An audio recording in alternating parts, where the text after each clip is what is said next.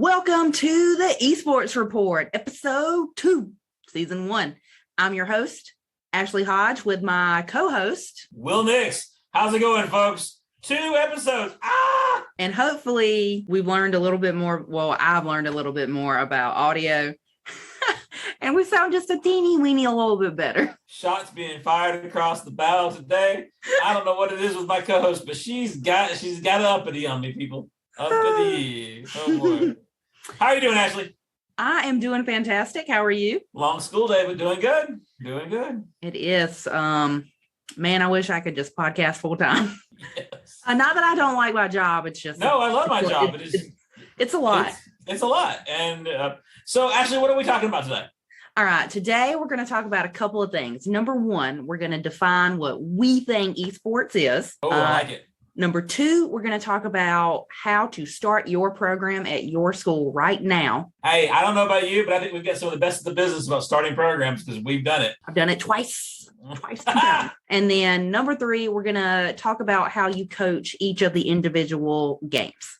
Hey, we're going to talk about what is esports. What is its definition? Ashley, give me your definition of esports. Hey, I think any esports should be a competition between teams. It should be a team-based game. Amen. I think that is the fundamental of it. If not, it's just a head-to-head video game competition to me. If you're not working together in a group, I guess that's kind of the old coach in me, where I don't like individual sports, and I like it where a team has to compete. I think I agree with you 100% on that definition. I will say that is changing based on game companies. Yes, I'm seeing that too. I know a couple of the games that we offer. Smash is single player, but with Play Versus, you have to register as teams of 3. Right. Even though it's never like 3v3, it's always 1v1. It's 3 1v1s, and it's a best of 3 competition. And I think it's a plus and a minus to it. The fact that you just can't have the one dominant player who, goes through and owns the season. So it has to have a little more balance with teamwork. But at the same time, I think I would have preferred, and again, this is my preferral, would be if it was Smash 2v2. I think the kids would have a lot more fun. And, in tactics where you got one who's more defensive. You get more of an aerial player. You've got someone who's, your ground and pounder. I think it's a missed opportunity. Yeah, and they also did Madden and FIFA that way. It was 1v1. And, Yes. I was at the state championship this year, and they had FIFA, but they didn't have Madden. And it was just 2 kids like sitting across from each other on a PS4, just 1v1ing. My question would be then why? Why do that way when the game itself? And again, they have their reasons, and please do not think this is bashing and play. Yes, this is something we just like to see an improvement of. Why, when Madden and FIFA both have multiplayer settings that are really easy to implement for competition? Yeah, I agree. It's not that we're trying to bash any company. It's just with esports, especially for high school, team-based games is where it's at. And also, I think it takes away from the toxic atmosphere that can develop in a 1v1 match. Mm-hmm. And I will say, I don't know if your school participates in the youth leagues that are in Play Versus. They offer Overwatch and Fortnite. And if you look into Fortnite, they do have a solo queues. Right. Right. And we've looked at them, but we've not really gotten them started yet. And I think that kind of leads to what, our next subject is: how to build a team. And then a future topic could be how to improve that team and control the toxicity in that team. We'll get into player toxicity later because that's a whole nother segment for a whole nother day. Heck, we can't even stop being toxic to each other, much less tell people how to keep their kids from being toxic. Oh, my. True. Yeah. So let's talk about building programs. Now, Ashley, you've got a little more experience. You've built 2 programs. I'm correct? 1 big and 1 small. Okay, so when I first started out in esports in 2017, I was at a very, very large school, kind of close to Florida. Okay. And the support, once we got the ball rolling, was unbelievable. So what happened is, I get an email from the AD, I apply for the job, I go in front of the board, we get it approved. Okay, so we're approved. So the next step for me is to host a meeting to figure out, okay, how many kids are interested in this program? So I made an announcement and 400 students showed up. Holy cow. I was not prepared for that. Like I had to get a microphone, and we originally were going to be in the media center, and there were too many of them, and I had to move to the lunchroom. That's wow, It, yeah. it was huge. There were so And that was many. only one game. I mean, that's only League of Legends, right? That was when it was just League of Legends, right? Wow, that's a lot of kids. It was insane. So what happened after that is, some of them got weeded out because of the GHSA athletic student standards. Like you have to be Right. passing all your classes, you have to have so many credits. So that kind of weeded them out to about 134. And after they figured out like that I wasn't going to play Call of Duty or offer that, it dwindled to about 75 my first year. That's still a ton of League of Legends players. That's, 25. What? Okay, I'm bad at math, but 15 teams, right? 15 teams. I mean, yes. Is what you would end up having. Yeah, that's crazy. We flooded the play versus ladder. I think you got Adrian a raise, is what I'm hearing. I'm hearing Adrian got a raise from you. I had a different experience. We didn't have any issue with getting started, things like that. They'd advertised it, and I was, of course, going to be doing it. But what's really funny is that it's like it's League of Legends, and I just advertised that we're doing esports League of Legends, and I maybe have had 15 kids show up barely interested because of League of Legends, and then I had a couple of hardcore League of Legends players come in, and so we were decent. But it was so interesting, and I'm sitting there thinking to myself, and of course, the question I got asked all the time. Well, are we going to do Apex Legend? Are we going to do Fortnite? Mr. Nix, this is Call of Duty. I'm like, yeah, no, it's League of Legends. Yeah. Oh, I will tell you also, I got parents involved, like in my program, very, very early. Like after the meeting, after the kids signed up, I hosted a parent night. I got a co-coach, Bobby Stinson. He helped me. Nice. And we just kind of talked to the parents and kind of addressed their concerns. And that was really key, is make sure that you get parents on board, because without parents, you're not going to have a program. That and with coming along with parents, make sure you have your technology team on board. IT department is your worst enemy or best friend, depending on this. And so if you really, some schools, I know of others out there that, they've got entire labs dedicated to esports and Forsyth County, and other issues, other stuff like that. Well, some of us, like I did, I mean, it's not that my IT department was supported, just didn't have the money. I had to go and get gaming computers. And God bless the fastest dog and certain families of mine who donated 5 top-of-the-line gaming PCs. Now, I will say for our gaming PCs, I got very lucky. One of the students who was on the esports team, his dad was on the board of education and was like very supportive of esports. Oh, I'm jealous. So what we did is we actually had CTAE business labs. That's where I was. Right. I had 4 of those, and they were all full of esports students at the end of the day. And so we updated those computers. So we got top of the line gaming PCs, but they doubled as computers that the business labs would use. So it worked.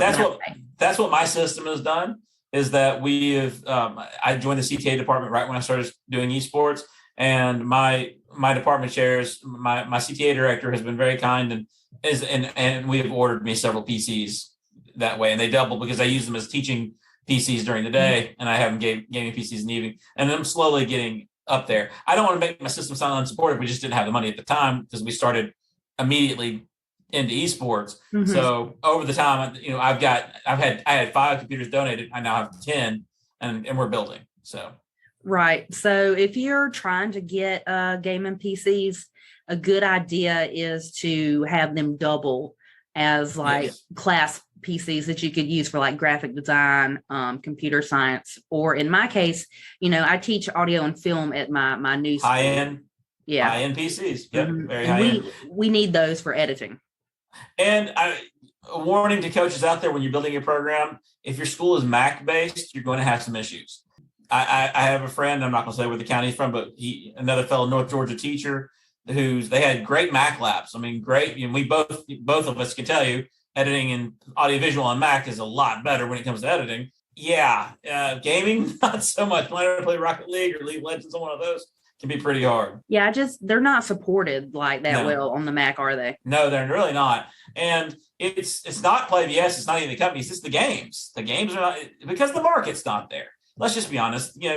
Apple hasn't really pushed, their PCs or gamers, which is fantastically crazy to me because their PCs are powerful machines. I just think it's a matter of conflicting OSs and stuff like that. And I would also say that, before the pandemic and the, the chip shortage that we're now facing, yes, PCs were just cheaper. Like Windows PCs were just cheaper than yes, Mac. yes. And so, for a school that's on a budget, kind of like my new program, you want to get the most bang for your buck. So, you want to go with something that's not as high end as a Mac, because a Mac's not going to help you with gaming. Right. And sorry, I didn't mean to interrupt. I was just, one of those things that thought just pops in your head and want to share it. And I honestly, if I was a coach starting today with all the selection of games, I would probably steer my program away from any of the PC games right now because of the chip shortage issue. Because getting your hands on, like, your students probably own Switches and PS4s, etc., and they may not own a good gaming PC, so they could bring in those. And if you work well with your department, like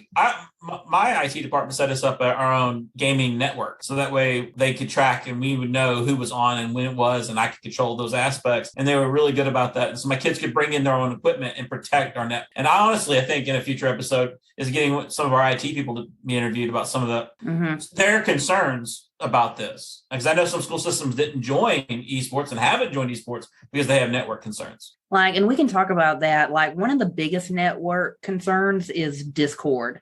Yes. With schools. And, if you're a gamer, that's how you primarily communicate when you're playing multiplayer games. And for a while, Discord was the only way that coaches and students could communicate. But now we have the in-chat feature on the website, which is amazing. Okay, PlayVS, just give us some applause, Ashley. I mean, building that in-game chat was a game changer for coaches when it comes to communication, because I couldn't get on Discord. And I trust my IT people saying, hey, we could do it, but it would be a real nightmare for us. Could you work around it? And I did. Texting, Google Docs, emails, I mean, you name it. Calling. Thank you, PlayVS. Calling. Oh, you and I on the phone with each other. What's wrong? I don't know. So kids talking to you at the same time when you're like, oh my gosh, you yelled at by a kid. What's going on? And they're just like, I'm like, stop. No, stop. So 100%. So thank you, PlayVS. That was a game changer for me, because any issue really could quickly be resolved. Let's say matchmaking didn't work. Hey, I'm creating a private match. Hey, the code didn't work, creating a private match. I mean, just able to instantly communicate with that with multiple coaches, and sometimes with a PlayVS rep on as well during the playoffs. That was extraordinarily helpful. Yes, because in previous seasons, you just didn't have that. So if you couldn't communicate via Discord, you called or emailed or texted and kind of hoped that somebody would up. And if hopefully your phone hadn't been spammed, so you're showing up as blocked on the other end, and the fun stuff. So I can tell you also about my new program that I started. So I went from this really big giant program to this very teeny tiny small program. So I've kind of had experience, with both, like a big program and a small program. Right. So the small program is not funded like the big program was. We self-fund. And I do that I do charge the students to help pay for those fees. A player fee. Yeah. I charge like $25 per student because it's just not a well-funded school. We're a Title I school. And for those of you who are not in education, who don't know, what that means, it just means it's a high poverty area. Yes. And, most schools in Georgia are Title I. Are Title I schools. We qualify for that funding. So, and there's nothing wrong with being a Title I school. No, many school systems are. And I think really, I think PlayVS has been really good about helping students in our schools when we have issues. Again, shout out to Adrian, who helped me out for a couple of seasons, knowing that my small school was trying to get started up and I was self-funded. Really did help me out a good bit. Adrian Risley, I wouldn't be where I was as a coach if it wasn't for Adrian. because we'd have been dead on the water if he hadn't stepped in and helped us a couple of times. Yeah. So I will say, if you're kind of a small program like the one I'm in now, you might need to charge your students now. It is $64 per kid to play, but you might not need to charge them all of that, because Play Versus has different like pricing tiered systems now. Mm-hmm. And not just that, also thankfully, they also offer a free two free-to-play options. I believe. free play options now. Yeah, Rocket League, and what's the other one? I'm blanking completely. See, I thought it was just Rocket League. It's GHC Rocket League is the only free one. That's right. I think that's, if you're starting up a program, I would do that. I would use Rocket League and build your program from there. Raise your funds. I worked the concessions at football games. I've raffled. I have fundraised. I've gotten donations. Shout out to one of my sponsors for my team, Woodland Life Insurance. His son is on our team, Mr. Garner, and he paid for our jerseys this year. I mean, I've gone out and again, Fastest Dog donated almost $25,000 in equipment. It doesn't hurt to ask. You'll be amazed who will say yes. Like, reach out to companies, because they want to get their foot in the door when it comes to esports. Like, we had a local sponsor, Soul Poly. I did some film work for them over the summer, and they donated, to the program. So we're actually working on jerseys. Yeah, my guys designed a hoodie that we're using this year, and I was very proud. They got this new dragon design, because that's our mascot. I'm not going into school names. We're trying to avoid all that as much as possible, and it's not shame or anything. It's just keeping things private. I find fascinating is when the kids really get involved with that process. They want to look good. When you build a program, the other benefit, and this is easy to sell to your ADs on this. No bus cost. We don't travel. No traveling. No bus time. And as an old coach, as an old man breaking down over here, I hate riding that bus. I hate riding that bus. It's so nice to not have to travel. The only time you would travel is if you're in the state championship. And let's face it, right now, as things stand, those are only going to be Atlanta schools. I don't know. I'm just telling you that this guy isn't wearing them right now, but he got a couple of rings. I have beat the mighty Forsyth County. So no travel. Trying to think what else. Oh, when you're building a program, in order to help you secure funding, like having a social media presence also is a very good thing, like a Twitter, a Facebook, Instagram, TikTok. You really want to you specific groups so you can raise awareness to your program and get that funding. And make sure you keep control of it. Do not trust a player or an athlete.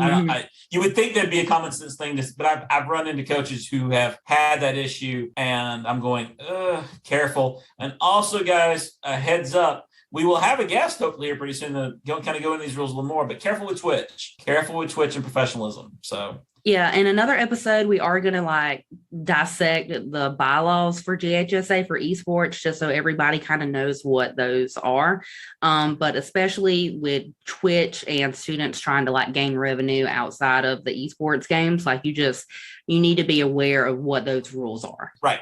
And again, what's really fascinating about esports is that we do fall under most of the regular GHSA rules. We are not a club. We're not some local rec thing. We are a GHSA high school NFHS recognized sport, not activity, not practice, sport. And I think when I was building my program, that was the hardest thing to get across to people, that this is not something we're just doing for fun anymore. Mm-hmm.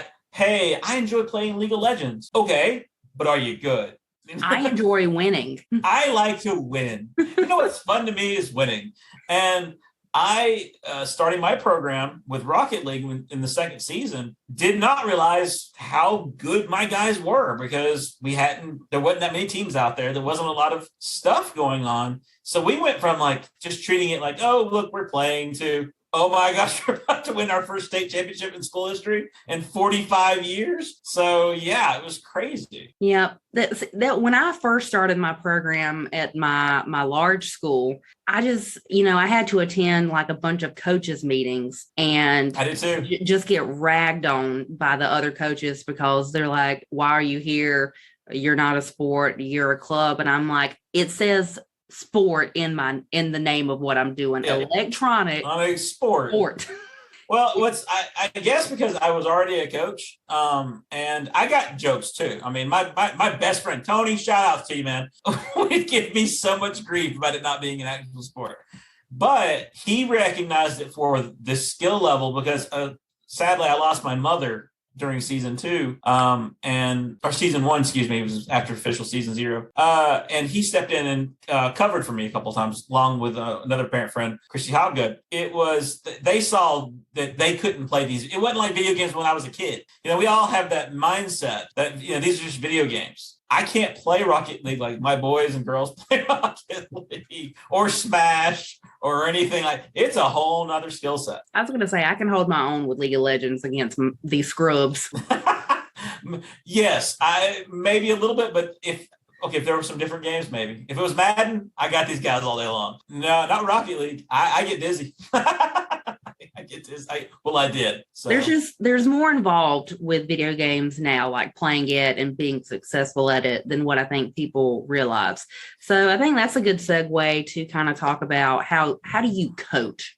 How do you coach these kind of games? Honestly, this is going to be just the shallow end of the pool when it comes to how to do this. There's so much to it that it's really hard to do it all in one little segment. So we're going to start off with what we feel like we're good at. And I'm going to talk about Rocket League. I have had, my team has had success at Rocket League. We've won a couple state titles. We're very competitive. And a lot of it is the fact that I've just got great guys and girls that are dedicated to the program. But the biggest thing that I can say about coaching Rocket League is I had one benefit that most esports coaches didn't have, is that I came from a soccer and basketball background, mostly soccer. And so I treated it like I was coaching soccer, because Rocket League is soccer, hockey, and basketball all twisted into one electronic video game with remote control cars. So it was really interesting to teach those strategies, triangling, looking out, crashing the net. The verbiage came naturally to me. And so if I can tell anyone anything about coaching Rocket League, is to treat it like it is the sport that it is virtually. It is soccer and hockey and basketball. Think of those aspects, and coaching will come a lot easier too. Forming a team will come a great deal easier too, because that is difficult. Yeah, figuring out who works well with who, because students are going to want to play with their friends, but you know, we're not here to play with friends. That's a club. No. We're here to win. Students will get mad at you for that, but you have to make them understand that this is a sport, and you don't put like a third string person on the field. And you also have to take into consideration their feelings, though, because I agree. You and I are 100% on the same page. I just know that if you try to force them to play with someone that they're not going to enjoy, their performance naturally just goes down. Mm-hmm. Gamers, you don't placate to them, but you let them let them think they're making decisions. So it's like, hey, we want so-and-so to play with us. I'm like, really? Is that what you're thinking? Tell me why. And just kind of building that relationship with your players, especially, that's what I've noticed. For sure. I don't really have a coaching background. I have the gamer, like the competitive gamer background. That's an advantage. That's an advantage too. So, you know, when I first started, it's like, well, I knew how to play League of Legends, but I was thinking, okay, how do I teach kids who have never played that before? Right. And the tutorial in League of Legends is nothing like a real match. It became a running meme in one of my programs. We actually printed it on a shirt when a student got in a real match, and they said that this is not like the tutorial, and they all died laughing. Yes, we've done that too. Yes. So Rocket League, I didn't really know as much. Like I knew how to help students communicate better. I taught them about different rotations, and we learned that by watching professionals play and dissecting what they did. And then when we did our matches, we would record them, and then we would watch them and talk about what went well and what went wrong. And I did that for Rocket League and League of Legends. Good work. We did some of that with League of Legends, and we did a lot of that with Rocket League. I mean, we also would get a hold of our competitive matches. I would scout. I would be on RL Tracker. We would be on Ball Chaser. I would know the player we were playing against by the end of the day better than the kid knew himself, because my kids would, he's won this many matches. He's played against this person. We know he's played against X. I mean, breaking it down. Like, he uses too much boost when he's going around the left rotation. Okay, guys. Yeah. I felt like I was back coaching soccer. It's like, my guys are giving me a breakdown. And I'm learning the lingo, and I'm like, yep, all right, I'm watching. I know what you're talking about now. Let's do it.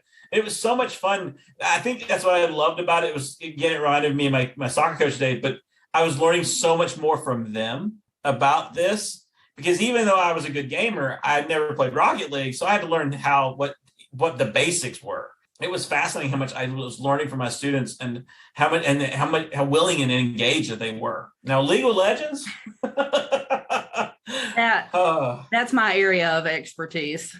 I can tell you the one thing that matters as a coach: rankings, playing ranked matches. Mm-hmm. Did you run into that problem where your students didn't play ranked matches ever? Yeah, and I didn't understand that, because I'm like, listen, you need to play against other people who are working as a cohesive team, not with a bunch of randos in right, like normal or flex or whatever. Flex. You need to play ranked matches. And they just didn't want to, because they said it was too much pressure. But I'm like, it's gonna simulate what game day is. Yeah, it's the same pressure you're gonna get every match. And you could, I don't know, I'm sure you could too.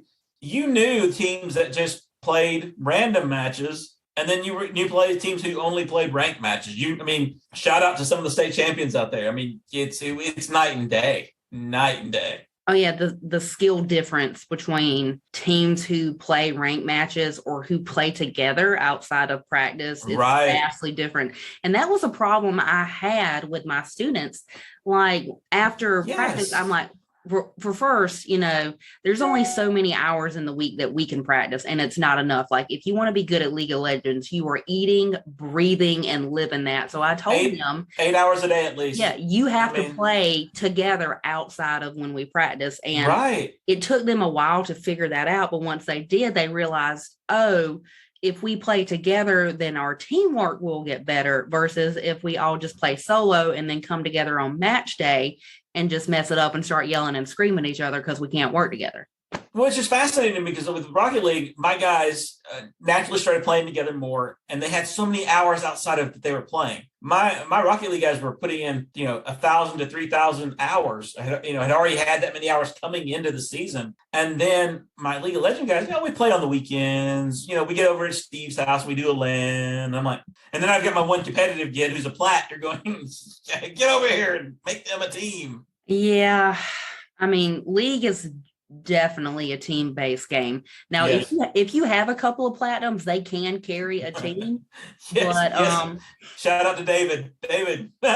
Still appreciate you. If you have like a weak link in a League of Legends team, there is almost a guarantee it's going to be over. It's going to snowball very quickly within like the first 10 to 15 minutes. So let's play a little joking. Where do you hide your weak link when you've had one on your League of Legends team? Where do you put them?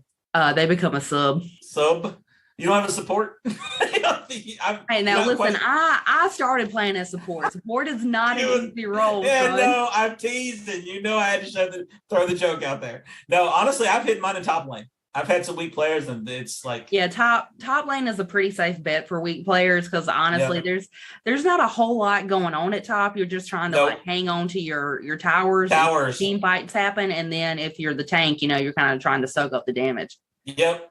And so you hide them up there. This a mid can make or break your match. The jungler, the jungler too.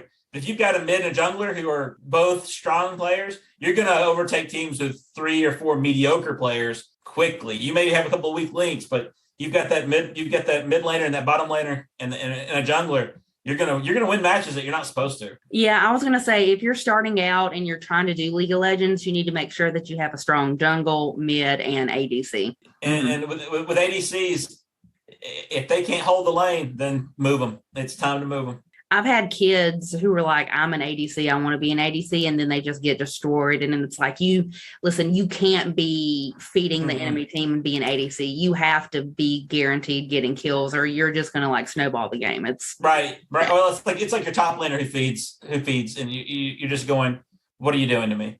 You just get their top laner now is coming down and eating the mid for breakfast. Nom.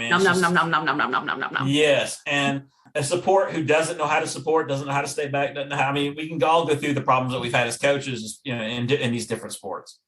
I would say with League of Legends is hard because it's multi-layered. If you have a group of kids that's interested, have them watch professional gamers, have them watch people on YouTube and learn that way, have them watch and then have them run drills, because that's what we did. When we practiced, it was Monday practice, Tuesday was game day, Wednesday we would kind of analyze what we did, and then Thursday, Friday would be drill day, where each lane would work on a specific drill. Right. I instituted where we had like you said, a skill day, drill day, and then I would have a ranked match day where we're going to sit and just play ranked matches together. And we're coaching through it. I've got it on the big screen. I'm like, okay, guys, where are we losing? And their point right here. Everybody circle it up. Let's go to it. And we watched a lot, honestly, for season 2. We watched a lot of the state championships from Georgia. I mean, that was some good matches in that first season. I mean, they all have been good, don't get me wrong, but I just remember, because I was there, how strong those matches were. And if you get the opportunity to go to a state championship, you definitely should. It's very fun. It's a lot of fun. It's definitely an experience. I recently went to the one that was at West Georgia, and it was an amazing facility. They did it on their basketball court, but the gigantic Jumbotron screen. Awesome. They were showing you the matches on that screen. It was incredible. That's great. Really cool. Fun little side note, Ashley and I met at each other at a state championship. I told him to get off the stage. Get off the stage.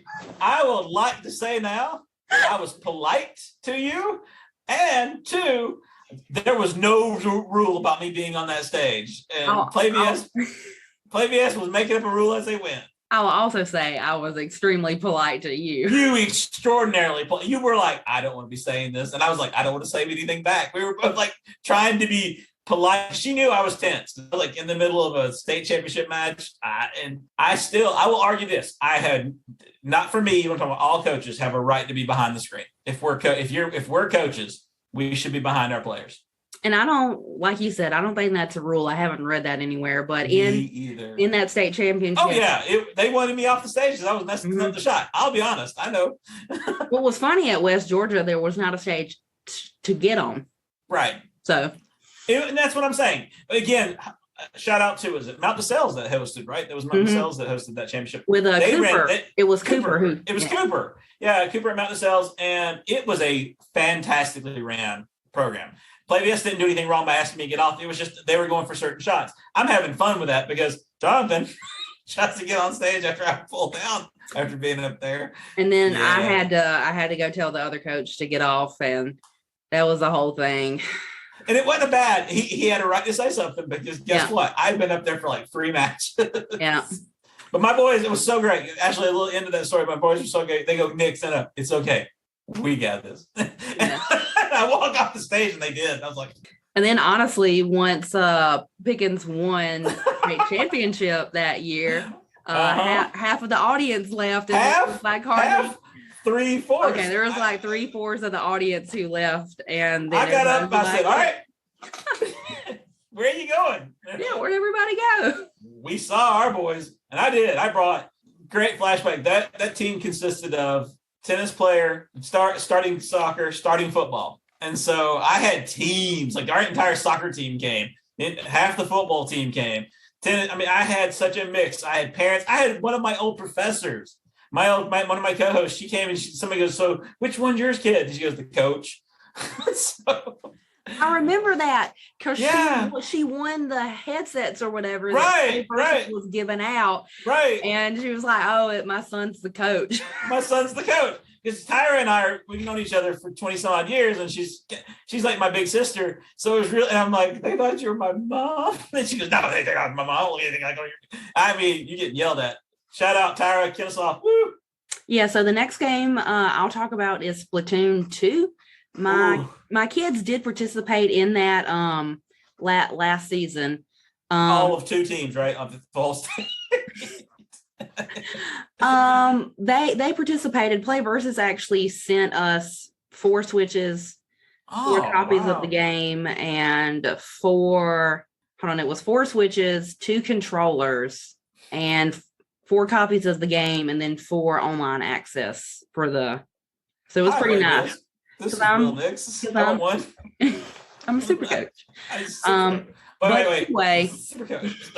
my kids like they played Splatoon, and for those of you who don't know what that is, it's basically like a paintball game, and you shoot paint at each other, and the goal is to cover the ground with your color paint. That's what you do. So coaching that, it was kind of difficult because Nintendo's online service stinks. Let's And be nice. It is infantile. then if you're at school, your IT department could block that online service. It has to be like a certain type. Like Yes. we were NAT B, and I know that worked, but I know that some schools were NAT F, and they were just blocked each time, and then they had to forfeit because we could never connect with them via game Right. day. That's a terrible way to have to forfeit. But coaching that game, you got to make them play. Like they just have to play and talk about communication. That's really what a lot of these games come down to is, are they communicating effectively? Like, hey, this person's over here, just killed me. Watch out, they're behind you, like that kind of stuff. And my kids, they weren't really into Splatoon too much, so I don't think we're actually going to play it this upcoming season, but we will use those switches for Super Smash and Mario Kart. Which, Nix, I think you had a more successful Super Smash than I did. So if you want to talk about coaching. Well, I don't know about successful.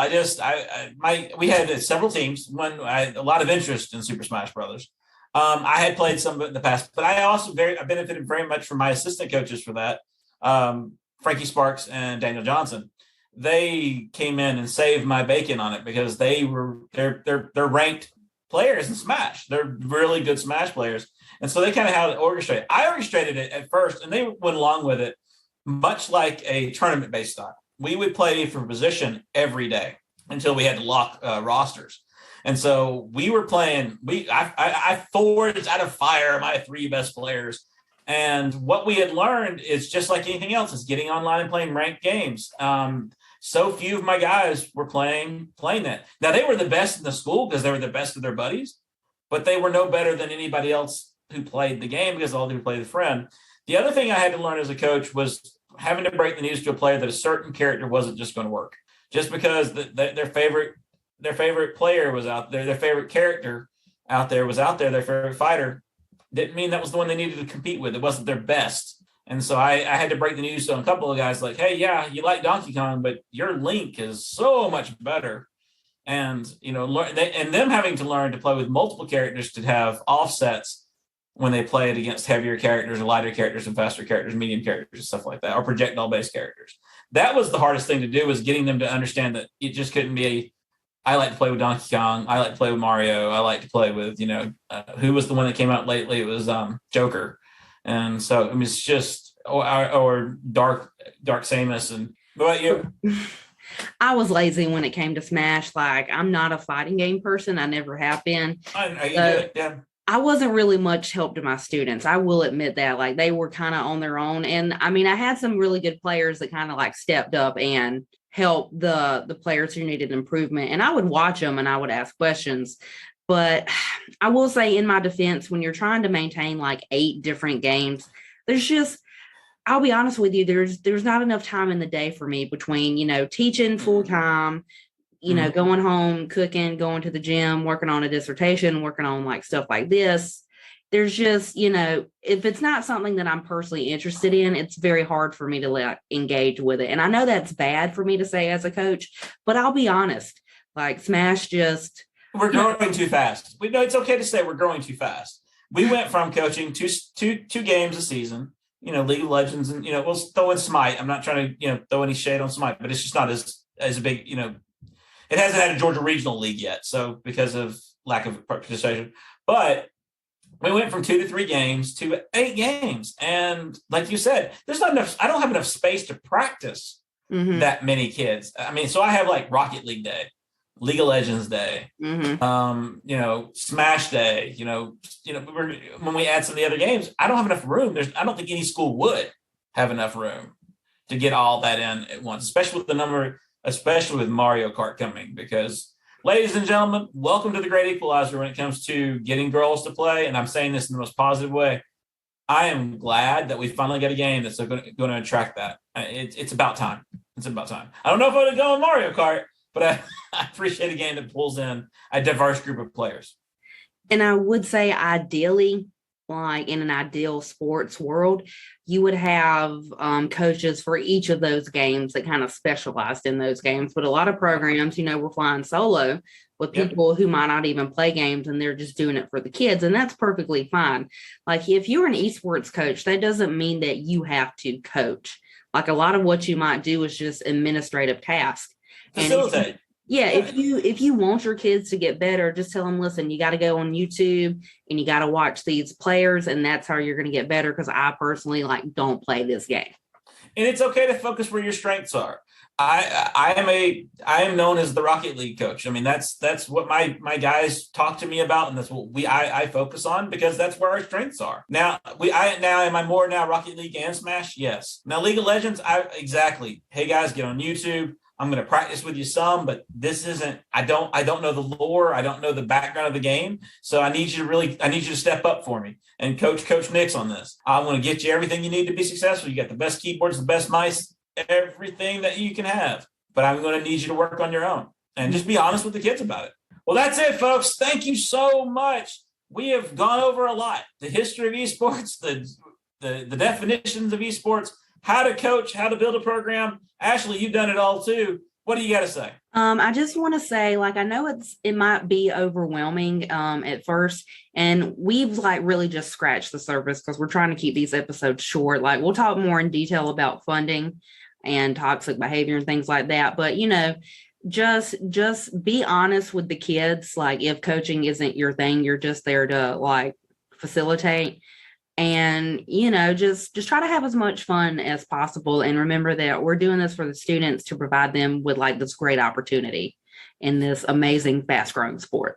Hey guys, look, we're privileged to do it, but also at the same time, remember the Esports Report is going to educate you, but we're also going to entertain you. We're going to be talking about some highlights and actual state championships, games that your guys are playing, and also look at some pro games here on the Esports Report. Thanks for tuning in, guys. This is host Will Nix. See you next week. Ashley. Bye, guys. We hope you enjoyed the content. And as always, please contact us. Leave comments down below. If you're listening to this on iTunes, please leave a rating. We are working on improving the audio with each episode. Email us at the esportsreporths@gmail.com because we want to hear from you. We want to engage with you. We want to know what you want to know about so we can make this for you. And find us on social media at the Esports Report on Facebook, at the Esports Reports on Instagram. What's our Twitter again? The Esport Report on Twitter. It's also the Esport Report on Facebook. Right. So we're there. Find us, like us, subscribe to us, and watch us over and over again. Thanks, ladies and gentlemen. That's it. Bye.